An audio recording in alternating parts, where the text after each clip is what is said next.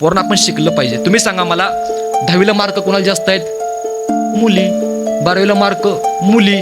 सरकार नोकर मुली. मुख्यमंत्र्याच्या बहिणी मुली. महिन्याला 1,500 मुली. सगळं मुली, सगळ्या बायका, सगळी लेडीज फर्स्ट. 50% आरक्षण मुली. आम्हाला काय, आमची बियाणे गेली कुठं?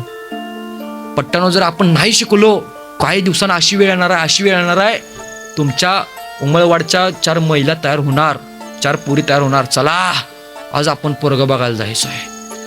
4 पुरी तयार होणार, गाडीमध्ये बसणार, सूट बूट घालून, असं जॅकेट बिकेट घालून बसणार.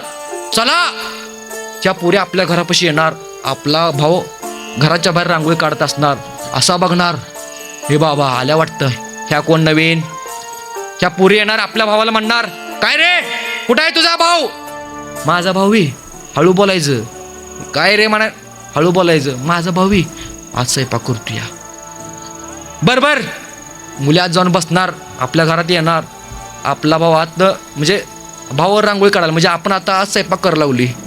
पोहे घेऊन येणार आतनं, मान खाली घालून, धरा असं द्यायच्या पोहे. या खाणार बिणार, बसणार, आणि परत या पोरी विचारणार, काय रे जेवण बिवण येते का? पट्ट्यानं तुम्ही खाली मान घालून होय म्हणायचं.